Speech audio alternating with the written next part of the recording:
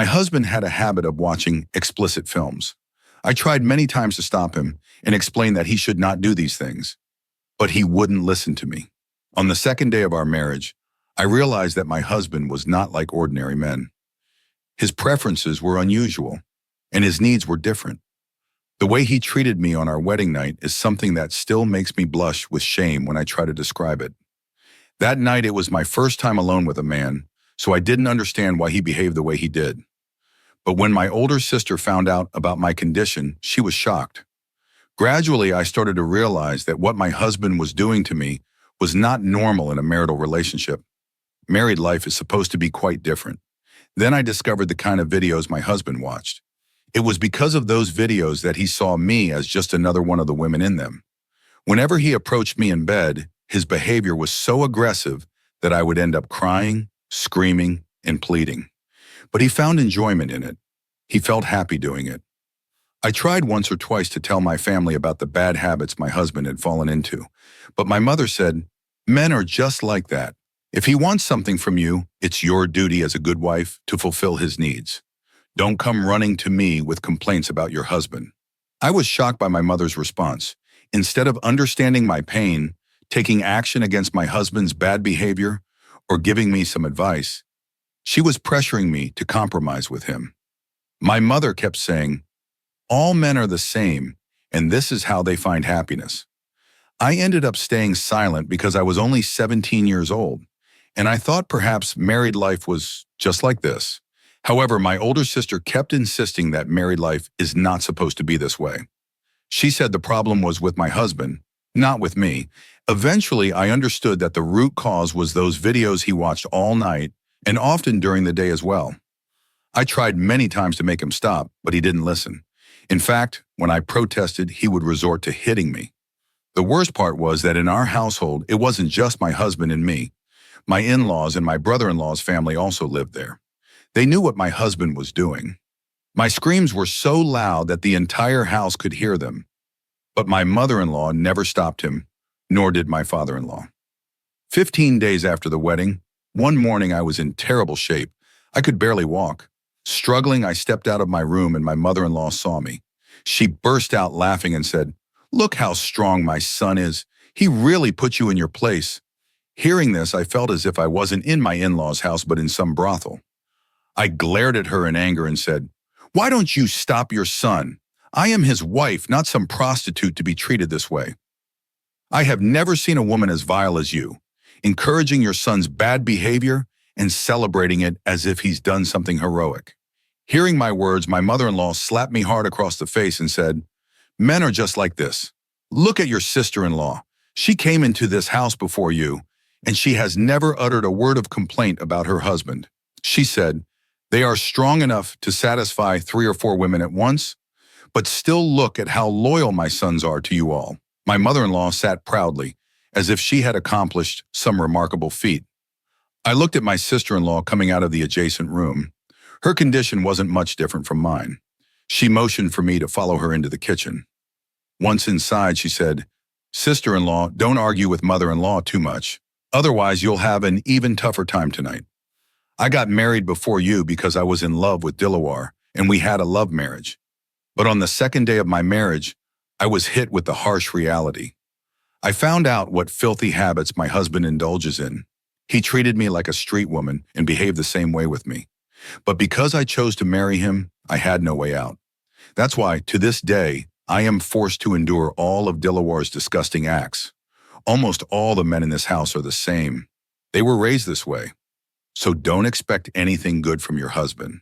She continued, "Our mother-in-law doesn't see anything wrong with all this because her husband treated her the same way. She believes we deserve the same treatment. If you can bear it, just keep enduring it. Otherwise, go back to your home. But don't complain to mother-in-law or she'll turn your husband against you so thoroughly that you won't have anything left." She gave me advice and started working, leaving me utterly shocked. My mother-in-law was a woman who had endured all of this throughout her life. One would think she'd understand our pain, but for some reason, she seemed intent on taking revenge on us. She hadn't focused on raising her sons properly, nor did she stop them from their bad behavior. Perhaps she believed that what had happened to her should happen to every woman. Tears were streaming down my face. Like my sister-in-law, I was struggling through the household chores. Walking was a challenge, but somehow I managed to get the work done. My sister-in-law and I were only responsible for the kitchen work.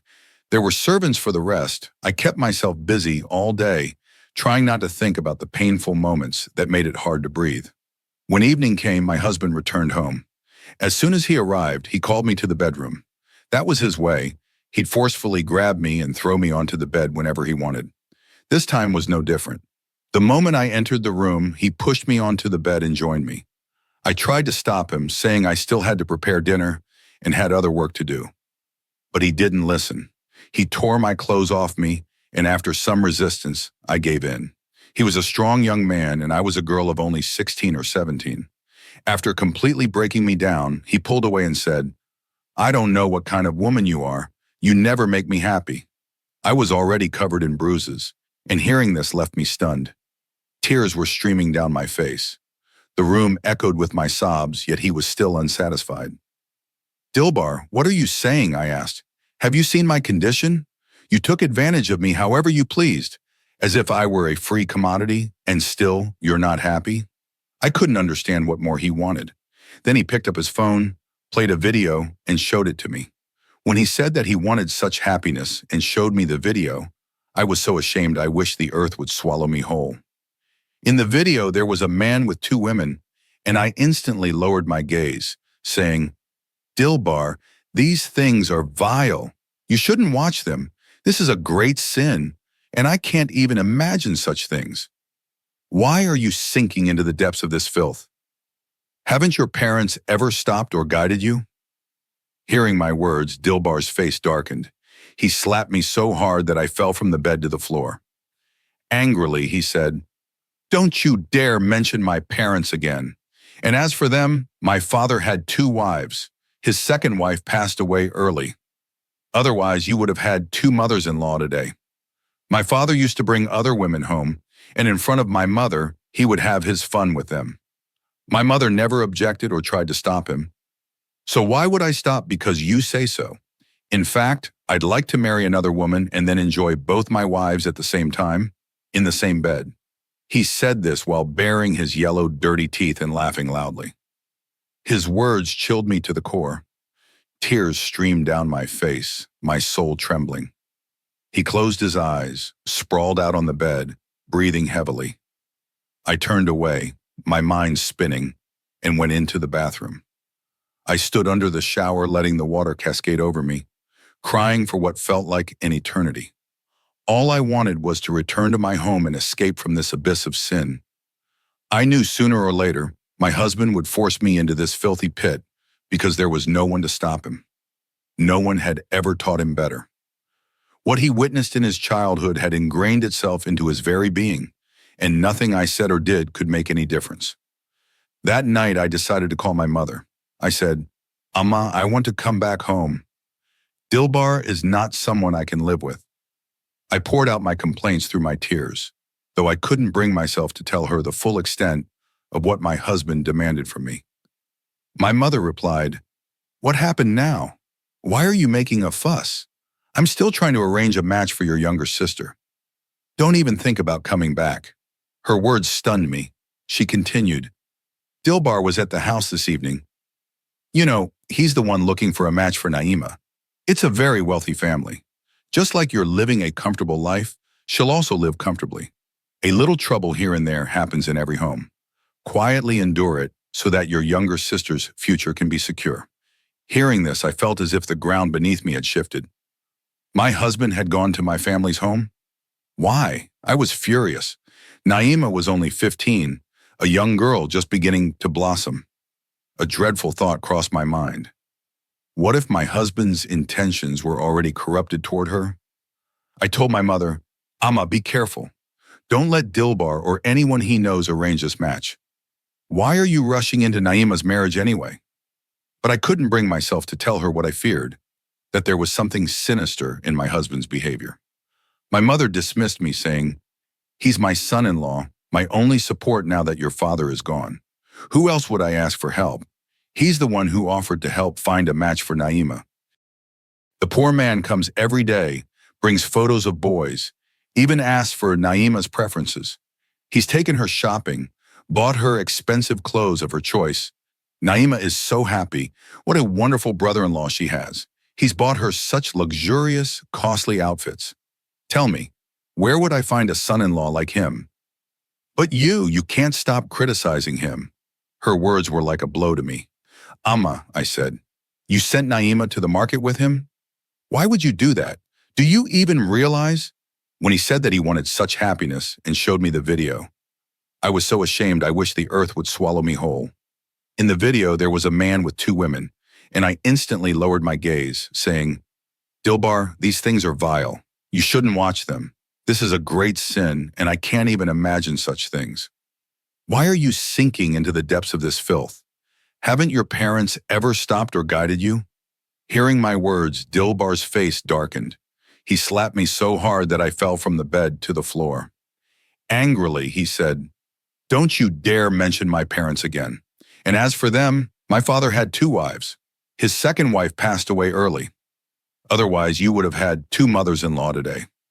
My father used to bring other women home, and in front of my mother, he would have his fun with them. My mother never objected or tried to stop him. So why would I stop because you say so?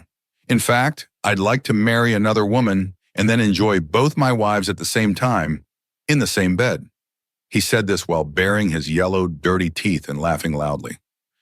His words chilled me to the core. Tears streamed down my face, my soul trembling. He closed his eyes, sprawled out on the bed, breathing heavily. I turned away, my mind spinning, and went into the bathroom. I stood under the shower, letting the water cascade over me, crying for what felt like an eternity.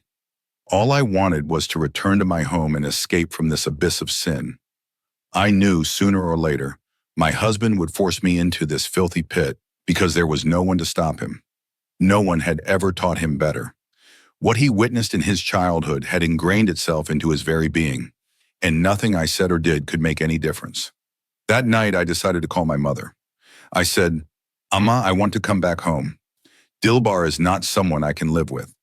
I poured out my complaints through my tears, though I couldn't bring myself to tell her the full extent of what my husband demanded from me. My mother replied, What happened now? Why are you making a fuss? I'm still trying to arrange a match for your younger sister. Don't even think about coming back. Her words stunned me. She continued, Dilbar was at the house this evening. You know, he's the one looking for a match for Naima. It's a very wealthy family. Just like you're living a comfortable life, she'll also live comfortably. A little trouble here and there happens in every home. Quietly endure it so that your younger sister's future can be secure. Hearing this, I felt as if the ground beneath me had shifted. My husband had gone to my family's home? Why? I was furious. Naima was only 15, a young girl just beginning to blossom. A dreadful thought crossed my mind. What if my husband's intentions were already corrupted toward her? I told my mother, Amma, be careful. Don't let Dilbar or anyone he knows arrange this match. Why are you rushing into Naima's marriage anyway? But I couldn't bring myself to tell her what I feared, that there was something sinister in my husband's behavior. My mother dismissed me, saying, He's my son-in-law, my only support now that your father is gone. Who else would I ask for help? He's the one who offered to help find a match for Naima. The poor man comes every day, brings photos of boys, even asks for Naima's preferences. He's taken her shopping, bought her expensive clothes of her choice. Naima is so happy. What a wonderful brother-in-law she has. He's bought her such luxurious, costly outfits. Tell me, where would I find a son-in-law like him? But you can't stop criticizing him. Her words were like a blow to me.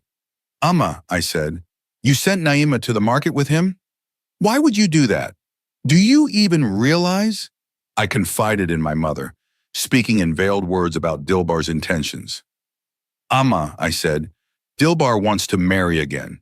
He plans to bring another wife into this house and keep her in the same room as me. I thought surely my mother would understand my pain and support me, but instead she scolded me, her tone sharp and unsympathetic. You're always complaining, she said. If you gave him more attention, more love, why would he even think of marrying again?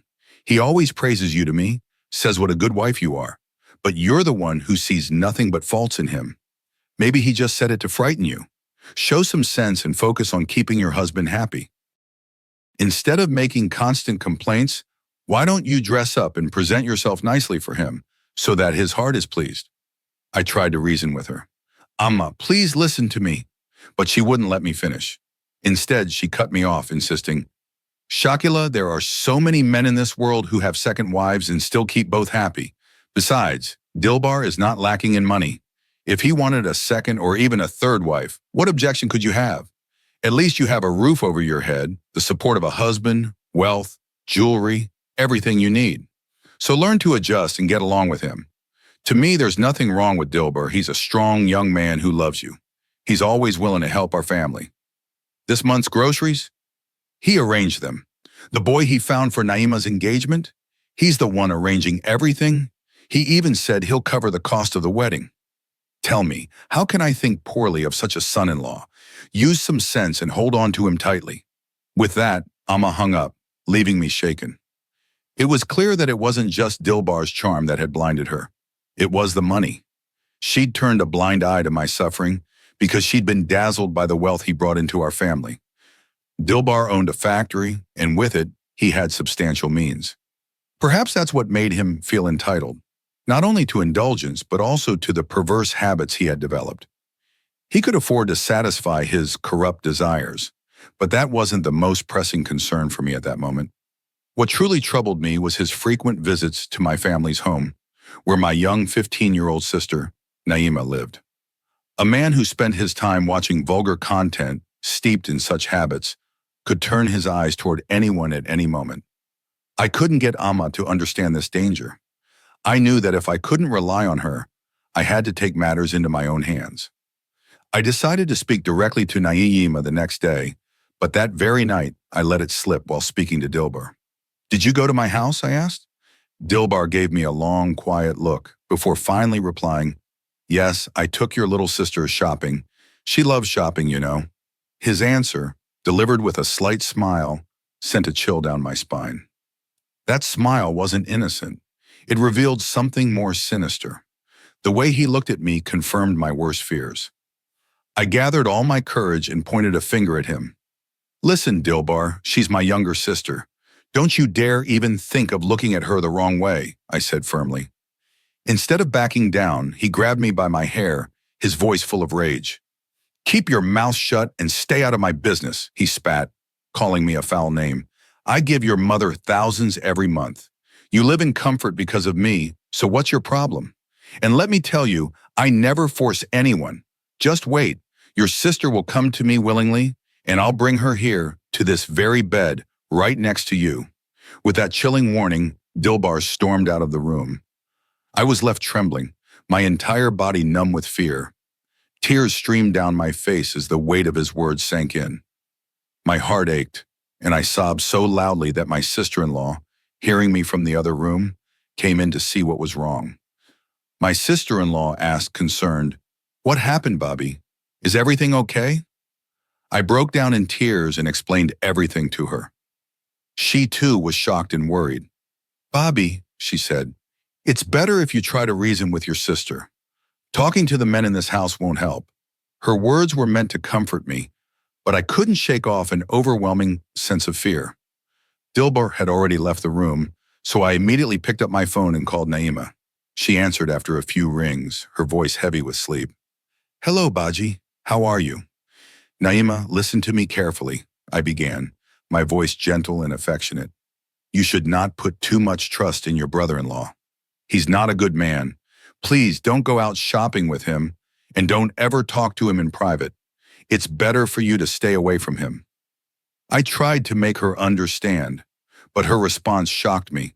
Her voice turned sharp and bitter. I know very well what's going on, Baji, she snapped. You're living in luxury, and just because Dilbar Bhai spent a little money on me, you're acting all jealous. If you don't like it, tell him to stop, but I'll keep going to the bazaar. After so many years, someone's finally come into my life who fulfills my every wish. You and Amma never cared about me, but Dilbar Bhai is good to me. He's done nothing wrong. I'll continue going out with him and enjoying myself. If you don't like it, stop him yourself." With that, she hung up the phone, leaving me stunned. It felt as if it wasn't Naima speaking to me, but Dilbar himself. In that moment, I realized he had already manipulated her, turned her against me. She now saw me as her enemy. Despite my best efforts, I couldn't protect my sister from my husband. Feeling utterly helpless, I laid out my prayer mat, performed ablution, and turned to Allah. I prayed fervently, tears streaming down my face, begging for guidance and help. I spent what felt like an eternity in prayer, but perhaps my pleas lacked the strength needed to change my fate. 2 nights passed without incident, but on the 3rd night, around 2 in the morning, my husband staggered home in a drunken stupor. He wasn't alone. With him was a young woman. The rest of the household was asleep, so no one noticed as he brought her straight to our room. I stared in disbelief as he sat her on the bed. Then he grabbed me by the arm and said, "Remember the video I showed you? Tonight, we're all going to enjoy ourselves together." Just like that. I was so appalled that I slapped him across the face. "How dare you say something so vile in front of me? I can't live with a man like you anymore. Give me a divorce right now and free me from this disgusting relationship." I was furious and horrified, but also terrified of what he might do next. In his drunken state, he lashed out, insulted me, and then in a fit of rage uttered the 3 words that changed everything. "I divorce you." In that moment, my world crumbled, but I was relieved too. I immediately packed my belongings and left. I went to my mother's house, hoping that she'd understand and support me. Instead, she cursed me when she saw me. "Back here already? What have you done now?" "I heard you got divorced," she sneered. "Don't expect me to welcome you back. Go to that lover of yours. Dilbar told me everything, that you were having an affair. Now I believe it. You deserve to be thrown out. Get out of here." Her words stung worse than any slap. She didn't believe a single word I said. Crushed, I left and went to my aunt's house, sobbing all the way. When I told my aunt everything, she was horrified. "Your mother's always been like this," she said. "She loses her senses when she sees money. But you can stay here. I won't turn you away." My aunt, a widow who lived with her 2 daughters, took me in and sheltered me.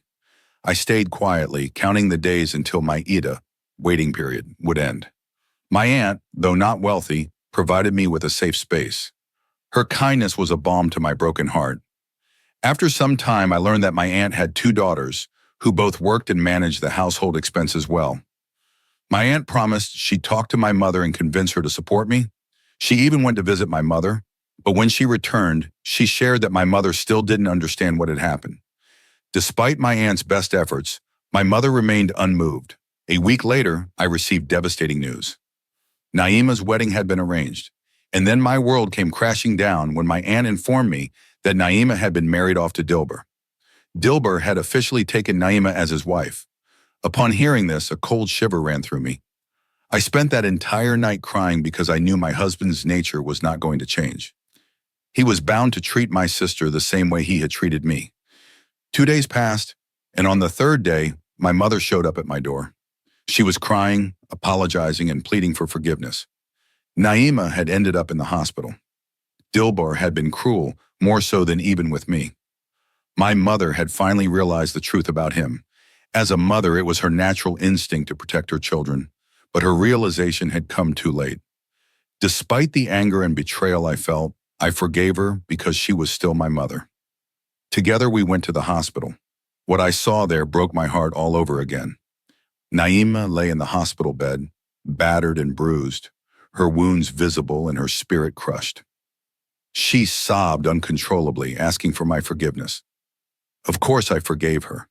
She was my little sister, and she had suffered so much. After her recovery, we returned home together, both of us deeply scarred by what had happened.